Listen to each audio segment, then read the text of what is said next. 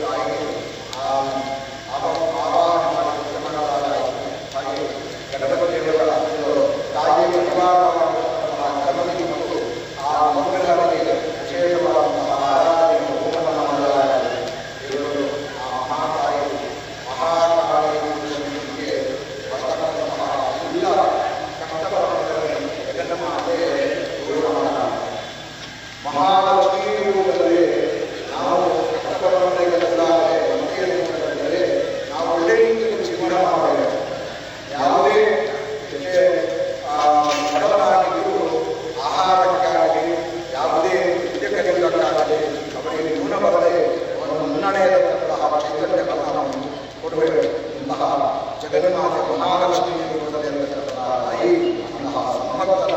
ಕೇವಲ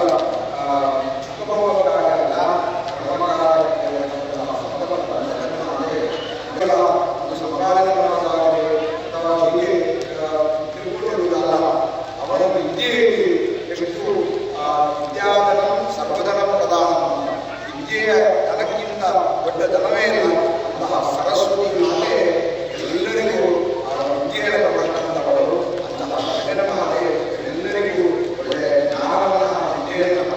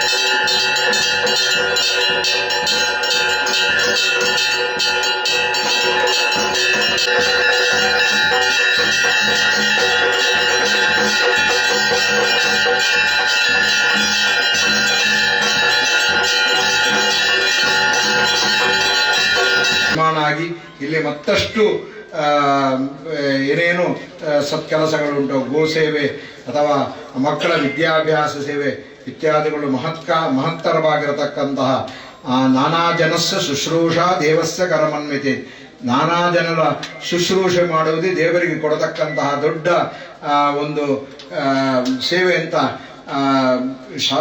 ಋಷಿಗಳು ಹೇಳಿದ್ದಾರೆ. ಹಾಗೆ ಎಲ್ಲ ಸಜ್ಜನ ವಿದ್ಯಾರ್ಥಿಗಳಿಗೆ ಒಳ್ಳೆಯ ಆ ವಿದ್ಯೆಯನ್ನು ಉಣಿಸುವುದರ ಮುಖಾಂತರ ಈ ಕ್ಷೇತ್ರ ಮಹತ್ತರ ಕ್ಷೇತ್ರವಾಗಿದೆ.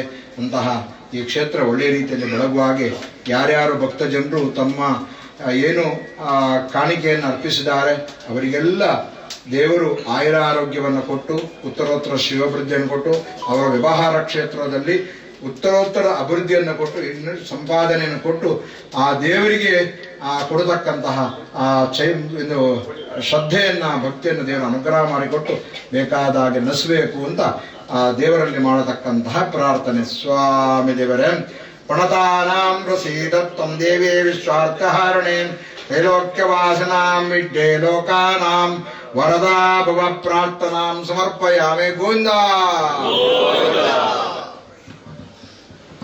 ಶ್ರೀಗಳು 20ನೇ ವರ್ಷದ ಅಖಂಡ ಭಜನಾ ಸಪ್ತಾಹಕ್ಕೆ ದೀಪ ಪ್ರಜ್ವಲನೆಗೆ ಇದು ಚಾಲನೆ ನೀಡಿದರು.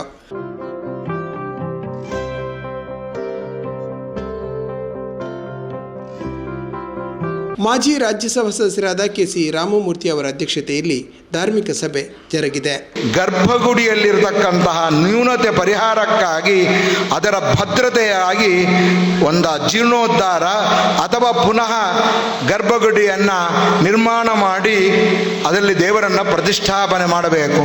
ಅಂತಹ ಆ ಕಾರ್ಯವನ್ನು ಋಷಿಮುನಿಗಳೆಲ್ಲ ನಮಗೆ ಶಾಸ್ತ್ರದಲ್ಲಿ ತೋರಿಸಿಕೊಟ್ಟಿದ್ದಾರೆ. ಹಾಗೆ ನಮ್ಮ 23 ವರ್ಷ ಎಷ್ಟಾಯಿತು? 23 ವರ್ಷ ಆಯಿತು. 12 ವರ್ಷಕ್ಕೊಮ್ಮೆ 12 24, ಇನ್ನು 1 ವರ್ಷ ಬಾಕಿ ಇದೆ 24 ವರ್ಷ ಆಗಲಿಕ್ಕೆ. ಹಾಗೆ ಒಮ್ಮೆ ಬ್ರಹ್ಮಕಲಶ ಆಗಿದೆ, ಇದು 2ನೇ ಸುರಿನ ಆರಂಭದ ಬ್ರಹ್ಮಕಲಶ, ಮತ್ತೊಮ್ಮೆ ಬ್ರಹ್ಮಕಲಶ ಆಗಿದೆ. ಈಗ ಇನ್ನು ಮುಂದೆ ಆಗುವಾಗ ಇನ್ನಷ್ಟು ಭದ್ರತೆಯ ಗರ್ಭಗೃಹವನ್ನು ಮಾಡಬೇಕು ಅಂತ ಸ್ವಾಮಿಗಳ ಆಸೆ. ಈ ಮಠವನ್ನು ಮಾತ್ರ ಅಭಿವೃದ್ಧಿ ಮಾಡುವುದಾದರೆ ಬಹುಶಃ ಈ ಗೋಪುರಕ್ಕೆಲ್ಲ ಚಿನ್ನ ಮುಚ್ಚಬಹುದಿತ್ತು. ಅಷ್ಟು ಜನಗಳ ಬೆಂಬಲವನ್ನು ದೇವರು ಕೊಡಿಸಿದ್ದಾರೆ. ಆದರೆ ನಮ್ಮ ಆರ್ಷ ಪರಂಪರೆ ಹೇಳಿರುವುದು ದೇವರನ್ನು ಹೃದಯದಲ್ಲಿ ಭಕ್ತಿ ಮಾಡುವ ಜೊತೆಗೆ ಪ್ರತಿಯೊಬ್ಬರ ಭಕ್ತಿ ಜಾಗೃತಿ ಮಾಡಲಿಕ್ಕಾಗಿ ಈ ಕ್ಷೇತ್ರ ಬೇಕು.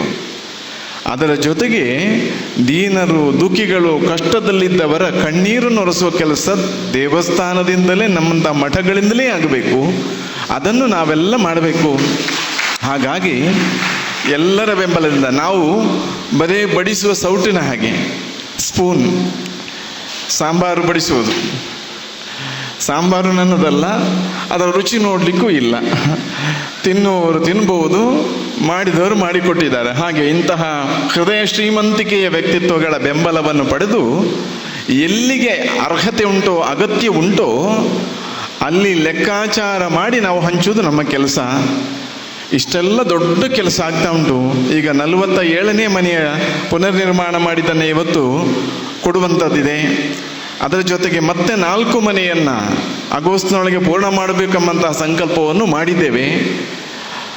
ಇದೆಲ್ಲ ದೊಡ್ಡ ಕೆಲಸ ಮಾಡುವಾಗ ಇದಕ್ಕೆಲ್ಲ ಕಾರಣ ನಮ್ಮ ದೇವರು. ಅವ್ರ ಧೈರ್ಯ ಯಾರು? ಅವರ ಹಿಂದಿರುವ ಬೇರುಗಳು, ಎಲ್ಲ ಬೇರುಗಳು ಇದ್ದರೆ ಅದು ಈಗ ಹರಡ್ತಾ ಮಧ್ಯಪ್ರದೇಶ, ರಾಜಸ್ಥಾನ, ಗೋವಾ, ಡೆಲ್ಲಿಗೆ ಎಲ್ಲ ಹರಡ್ತಾ ಇದೆ ಬೇರುಗಳು. ಅದೆಲ್ಲ ನಮ್ಮ ಕಣ್ಣು ಮುಂದೆ ಇವತ್ತು ಕಾಣ್ತಾ ಇದೆ. ಇಂಥ ಎಲ್ಲ ಶಕ್ತಿಗಳಿರುವಾಗ ನಾವು ನಂಬಿಕೆ, ಯಾವಾಗ ನಮಗೆ ಯಾವುದೇ ಕಷ್ಟ ಬಂದರೆ ಅಮ್ಮ ಅಂತ ಕರಿತೀವಿ. ಶ್ರೀಮಂತಿಗಿರಲಿ, ದುಡ್ಡಿರಲಿ, ಎಷ್ಟು ವೈಭವ ಇರಲಿ, ಯಾವುದೂ ಸಂಬರಲ್ಲ. ಕಷ್ಟ ಬಾಲದಲ್ಲಿ ಒಂದು ಆಪರೇಷನ್ ಮಾಡ್ತಾರೆ, ಕಾಪಾಡೋ ಅಂತೇಳಿ ಕೇಳೋದು ದೇವರನ್ನ. ಅದು ನಂಬಿಕೆ. ಈ ನಂಬಿಕೆಯಲ್ಲಿ ನೀವು ಅಲ್ಲೋದಾಗ ನಿಮ್ಮ ನಂಬಿಕೆ ಯಾವುದಕ್ಕೆ ನಂಬಿಕೆ ಇಡ್ತೀರಿ? ಮೂರ್ತಿ ಮುಂದೆ ಇದ್ದರೆ ಮೂರ್ತಿ ಕೈ ಮುಗಿತೀರಿ ನಂಬಿಕೆಯಿಂದ. ಆದರೆ ಅದೇ ಮೂರ್ತಿ ಜೊತೆಗಿದ್ದ ನೀನು ನಿಂತ ಕಲ್ಲು ಅದೇ ಬಂಡೆದು. ಅವ್ರ ಕರ್ತವ್ಯ. ಯಾವುದಾದ್ರೂ ಒಂದು ಕೆಲಸ ತಗೊಂಡ್ರೆ ತುಂಬ ಪುಷ್ಕಲದಿಂದ ಮಾಡ್ತಾರೆ. ಸರ್, ಇವತ್ತು ಈ ಸ್ಥಳಕ್ಕೆ ಬಂದು ಇದೆಲ್ಲ ವೀಕ್ಷಣೆ ಮಾಡ್ತಾಯಿದ್ರೆ ತುಂಬ ಸಂತೋಷ ಉಂಟಾಗ್ತಾ ಇದೆ. ನಮ್ಮ ಸುಶೀಲಮ್ಮ ತಾಯಿ ಪದ್ಮಶ್ರೀ ಅಮ್ಮ, ತುಂಬ ಸಂತೋಷ ಆಗುತ್ತೆ ತಮ್ಮನ್ನು ನೋಡಿ. ಈ ಸ್ಥಳದಲ್ಲಿ ನಿಮ್ಮನ್ನು ಮೀಟ್ ಮಾಡಿದ್ದು ತುಂಬ ಸಂತೋಷ. ಆಶೀರ್ವದಿಸಿದ್ದಾರೆ. ಮತ್ತು ಗಣ್ಯಾತಿ ವ್ಯಕ್ತಿಗಳು ನಾರಾಯಣ ಸರ್ ಅವರು, ನಮ್ಮ ರಾಮಮೂರ್ತಿ ಸರ್ ಅವರು, ನಮ್ಮ ಆಶ್ರಮದಲ್ಲಿ ಒಂದು ಕಾರ್ಯಕ್ರಮ ಮಾಡುವಾಗ ಯಾರೋ ಒಬ್ಬರು ಬಂದಿದ್ದರು. ಮಾತಾಡ್ತಿರ್ಬೇಕಾದ್ರೆ ತಕ್ಷಣ ಬಂದಳು ಡ್ರೆಸ್ಸಿಂದ. ಸರಿ ಯಾಕೆ ಬಂದಂತ ಗೊತ್ತಾಗಿಲ್ಲ. ಅಮ್ಮ, ಇವ್ರನ್ನೆಲ್ಲ ಯಾಕೆ ಕರೆಸ್ತೀರಿ ನೀವು? ಇವರು ಒಳ್ಳೆಯವರಲ್ಲ, ಜೋಪಾನ ಇರಿ ಅಂತ ಹೇಳಿಬಿಟ್ಟು. ಇನ್ನೂ ಅದು ನನಗೆ ಮನ ತುಂಬ ಇನ್ನೂ ಹಾಗೇ ಇದೆ ನನಗೆ. ಸೊ ಅದರಿಂದ ಇಲ್ಲಿ ಇರ್ತಕ್ಕಂಥ ಎಲ್ಲ ವ್ಯಕ್ತಿಗಳು ಸಹ ಸಮಾಜ ಸೇವೆಯಲ್ಲಿ, ಭಗವಂತನ ಸೇವೆಯಲ್ಲಿ, ದೇವಿಯ ಸೇವೆಯಲ್ಲಿ ತಮ್ಮ ಕೈ ಜೋಡಿಸಿ ಅವರ ಒಂದು ಪುಣ್ಯವನ್ನು ಪಡಿತಾ ಇದ್ದಾರೆ. ತಾವೆಲ್ಲರೂ ಸಹ ಇಲ್ಲಿ ಬಂದಿದ್ದೀರಿ. ಈ ಒಂದು ಕಾರ್ಯಕ್ರಮಕ್ಕೆ ತಮಗೆ ನಾನು ಧನ್ಯವಾದವನ್ನು ಅರ್ಪಿಸ್ತೇನೆ. ನನಗೆ ಹೃದಯ ತುಂಬಿ ಬಂದಿದ್ದಕ್ಕೆ ಕಣ್ಣಲ್ಲಿ ಆನಂದ ಭಾಷೆ ಬರ್ತಾ ಇದೆ. ಮತ್ತೇನಿಲ್ಲ ಅಂತ ಹೇಳಿಕ್ಕೆ ಇಷ್ಟಪಡ್ತಾ ಇದ್ದೇನೆ. ಈ ಒಂದು ಕಾರ್ಯಕ್ರಮಕ್ಕೆ ನಮ್ಮ ನಾರಾಯಣ ಸರ್ ಅವರು, ಅಮ್ಮ ನೀವು ಬರಲೇಬೇಕು ಅಂಥೇಳಿ ಹೇಳಿದಾಗ ನನಗೆ ಭಾಳ ಖುಷಿ ಆಯಿತು. ಯಾಕೆ ಅಂತ ಹೇಳಿದರೆ ಇದು 2ನೇ ಸಾರಿನ 3ನೇ ಸಾರಿ ನಾನು ಬರ್ತಾಯಿದ್ದೀನಿ ದೇವಿಯ ದರ್ಶನಕ್ಕೆ, ಸ್ವಾಮೀಜಿಯವರ ದರ್ಶನಕ್ಕೆ. ಸ್ವಾಮೀಜಿಯವರು ನಮ್ಮ ಆಶ್ರಮಕ್ಕೆ ಬಂದು ಆಶೀರ್ವಾದನೂ ಸಹ ಮಾಡಿದ್ದಾರೆ 2 ಸಾರಿ ಬಂದು. ಅದು ನಮ್ಮ ಪುಣ್ಯ, ನಮ್ಮ ಆಶ್ರಮದ ಪುಣ್ಯ ಅಂಥೇಳಿ ತಾವೆಲ್ಲರೂ ಸಹ ನನ್ನ ಬಗ್ಗೆ ತುಂಬ ಅಭಿಮಾನ ಇಟ್ಕೊಂಡು ಈ ಒಂದು ಆಶೀರ್ವಾದವನ್ನು ಮಾಡಿದಿರಿ. ತಮ್ಮೆಲ್ಲರಿಗೂ ನಾನು ಧನ್ಯವಾದವನ್ನು ಅರ್ಪಿಸ್ತೇನೆ. ಶ್ರೀಗಳವರು ಅದನ್ನು ಸ್ವೀಕರಿಸಬೇಕಾಗಿ ಗೌರವದ ಶಾಲ್ ಓದಿಸಿ ಗೌರವ ಅರ್ಪಣೆ.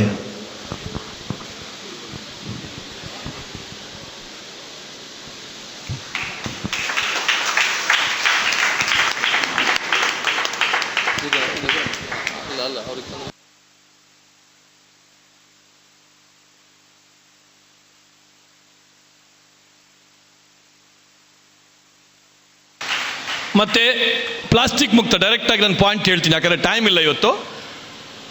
ಎಲ್ರಿಗೂ ಗೊತ್ತಿರೋ ವಿಷಯ, ಎರಡು ಕ್ಯಾಟಗರಿ ಪರ್ಸನ್ಸ್ ಇದ್ದೀವಿ. ಒಂದು, ನಮಗೆ ಪ್ಲಾಸ್ಟಿಕ್ದು ದುಷ್ಪರಿಣಾಮ ಗೊತ್ತಿಲ್ಲ, ಅದು ತಪ್ಪಲ್ಲ. ಕೆಲವ್ರು ಗೊತ್ತಿದೆ ಆದರೂ ಕಣ್ಣು ಮುಚ್ಕೊಂಡಿದ್ದೀವಿ. ದಯವಿಟ್ಟು ಎದ್ದೇಳಿ, ನಾನು ತುಂಬ ಸ್ಟ್ರೈಟಾಗಿ ಮಾತಾಡ್ತೀನಿ. ಒಂದು, ಗೊತ್ತಿಲ್ಲದವರಿಗೆ ಹೇಳ್ತೀನಿ, ಬೇರೆಯವ್ರಿಗೆ ಹಾಳಾಗತ್ತಾ ಇಲ್ವಾ ನೆಕ್ಸ್ಟ್ ಕ್ವಶನ್, ನಮಗೆ ಏನಾಗತ್ತಂತ ನಾವು ಯೋಚನೆ ಮಾಡೋಣ. ಪ್ಲಾಸ್ಟಿಕ್ಕಲ್ಲಿ ನೀವು ನೀರು ಕುಡಿದ್ರೆ ಕಂಟಿನ್ಯೂಸ್ ಆಗಿ ಅದೊಂಥರ ಶೋ ಆಗಿದೆ ಎಲ್ಲ ಕಡೆ. ಯಾವುದೇ ಒಂದು ಸ್ಟೇಜ್ ಫಂಕ್ಷನ್ ಆಗಬೇಕಾದ್ರೆ ಇವತ್ತು ನೋಡಿ, ಇಲ್ಲ ಇದು ಇಲ್ಲಿ ಪ್ಲಾಸ್ಟಿಕ್ ಬಾಟ್ಲ್, ಓಕೆ, ಅಲ್ಲೊಂದು ಪ್ಲಾಸ್ಟಿಕ್ ಬಾಟ್ಲ್ ಇರಬೇಕು. ಅಲ್ಲಿ ಅತಿಥಿಗಳು ಬರ್ತಾರಾ ಇಲ್ವೋ ಗೊತ್ತಿಲ್ಲ, ಪ್ಲಾಸ್ಟಿಕ್ ಬಾಟ್ಲ್ ಇರಬೇಕು. 1,000 ರೂಪಾಯಿ ನಾವು ಊಟ ಖರ್ಚು ಮಾಡ್ತೀವಿ, ಆದರೆ ನಾವೊಂದು ಸ್ಟೀಲ್ ಗ್ಲಾಸಲ್ಲಿ ಅಥವಾ ಒಂದು ಪ್ಲಾಸ್ಟಿಕ್ ರಹಿತ ನೀರು ಕೊಡೋಕ್ಕೆ ನಾವು ರೆಡಿ ಇರೋದಿಲ್ಲ. ಅದಕ್ಕೋಸ್ಕರ ನನ್ನ ರಿಕ್ವೆಸ್ಟ್, ನಮ್ಮ ದೇಶಕ್ಕೋಸ್ಕರ 23 ವರ್ಷ, ಅದಕ್ಕೆ ಮೊದಲು ಏನೂ ಇರಲಿಲ್ಲ.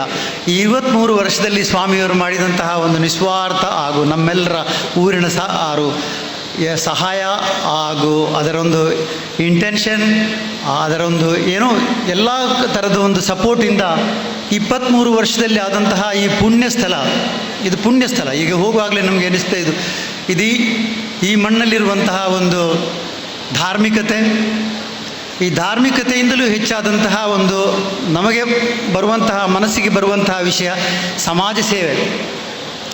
ಇದರಲ್ಲಿ ಮನೆ ಇರ್ಬೋದು, ಗೋಶಾಲೆ ಇರ್ಬೋದು, ರಿಲಿಜಿಯಸ್ ಅಪ್ಲಿಫ್ಟ್ಮೆಂಟ್ ಇರ್ಬೋದು, ಆದರೆ ಇನ್ನಿತರ ಬಹಳ ಕೆಲಸವನ್ನು ಇವರು ಸೈಲೆಂಟಾಗಿಯೂ ಬಹಿರಂಗವಾಗಿಯೂ ಮಾಡುವಂತಹ ಒಂದು ಕಾರ್ಯಕ್ರಮದಲ್ಲಿ ಸ್ವಾಮೀಜಿಯವರು ಸದಾ ಆಗಿದ್ದಾರೆ ಎಂದು ಬಹಳ ಸಂತೋಷವಾಗ್ತದೆ. ಅದೇ ನಮಗೆ ಅಟ್ರಾಕ್ಷನ್. ಅವರಿಗೆ ಈ ಊರಲ್ಲಿ ಇರುವಂತಹ ಒಂದು ಮರ್ಯಾದೆ, ರೆಸ್ಪೆಕ್ಟ್ ಅದು ಸಾಧಾರಣ ನನಗೆ ಅನಿಸೋದಿಲ್ಲ. ಯಾರೂ ನನಗೆ ಮೊನ್ನೆ ಒಂದು ವಾರದ ಮೊದಲು ಹೇಳಿದರು ಬರ್ಬೋದಾ ಅಂತ, ಬರಬೇಕು ಅಂತ. ಇಂಥ ಕಾರ್ಯಕ್ರಮಕ್ಕೆ ನಾನು ಬಹಳ ಕಡಿಮೆ ಹೋಗೋದು, ಅದು ಸ್ವಾಮೀಜಿಯವರು ಗೊತ್ತಿದ್ದು. ಆದರೂ ಸ್ವಾಮೀಜಿಯವರು ಹೇಳಿದರೆ ಅಲ್ಲ ಅಂತ, ಬರಲಿಕ್ಕಾಗೋದಿಲ್ಲ ಅಂತ ಅಲ್ಲ, ಆಗುವಂಥ ಎಷ್ಟಾದರೂ ಪ್ರಯತ್ನ ಮಾಡಿ ಬರಲೇಬೇಕಾಗುತ್ತದೆ ಅಂತಹ ವ್ಯಕ್ತಿತ್ವ ಅವರದು. ಈ ಊರಿನ ಹೆಚ್ಚಿನವರು ನಮ್ಮ ಊರಿನವರೇ. ಸ್ಟೇಜಲ್ಲಿ ಅವರು ಒಂದು 3-4 ಇದರಲ್ಲೇ ಈ ಸಂಸ್ಥೆಯಲ್ಲಿಯೇ ಇದ್ದವರಂತಲೇ ಹೇಳ್ಬೋದು. ಬಿಕಾಸ್ 2-3 ಸಲ ಬಂದೆ, ಎಲ್ಲರೂ ಇದೇ ಮುಖ ಇರುತ್ತದೆ, ಇದೇ ಹಾಗೆ ಊರಿನ ಹೆಚ್ಚಿನವರು 90%, 95-98% ಇದು ಊರಿನವರೇ ಇಲ್ಲಿದ್ದವರು ಕೂಡ.